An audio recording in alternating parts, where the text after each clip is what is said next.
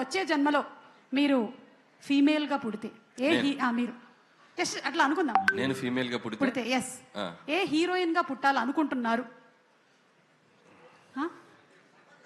Hello ఏమ్మా, అదే నా మనసులో కూడా అదే ఉంది, చెప్పబోతున్నా. అప్పట్లో శ్రీదేవి, ఇప్పట్లో తమన్నా. అబ్బో, బాస్ ఇద్దరితో చేశారు. ఊరికే అడిగామండి తూచ్.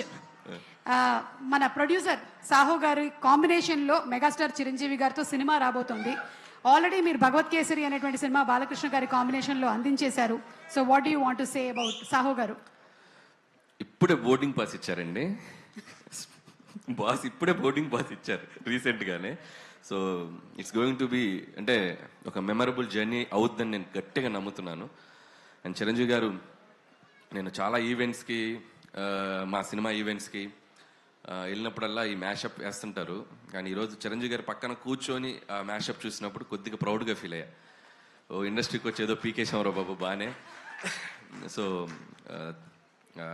సో ఖచ్చితంగా ఆయన సినిమాలు చూడని డైరెక్టర్లు కానీ, ఆయన సినిమాలు చూడని నిర్మాతలు కానీ, ఆయన సినిమాలు చూడని మిగతా ఏ టెక్నీషియన్స్ కానీ ఉండరు.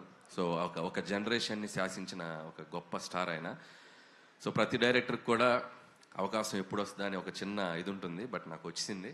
సో ఖచ్చితంగా అది ఎలా ఉండబోతుంది ఏంటనేది ఫ్యూచర్లో ఇంకా టైం ఉంది దాని గురించి మాట్లాడాలి. అంటే కొంపతీసి ఈ సంక్రాంతికి ఇట్స్ అన్ యాటిట్యూడ్ పొంగల్ అన్నారు, వచ్చే సంక్రాంతికి ఇట్స్ అ మెగా పొంగల్ అంటారా? ఏమో అనొచ్చేమో తెలియదు, ఇప్పుడే ఇంకా అనుకుంటున్నామండి, ఇంకా స్టార్ట్ అవుతుంది ఇప్పుడే జర్నీ. అది బాస్ చెప్తారు. చిరంజీవి గారు ఏదో అంటున్నారు. అది సో సార్ పైకి వచ్చినప్పుడు, సో ఆ mega leak about mega project ఆయన చెప్తే బాగుంటుంది. సో బెటర్ సార్ చెప్తారు. ఓకే అనిల్ గారు.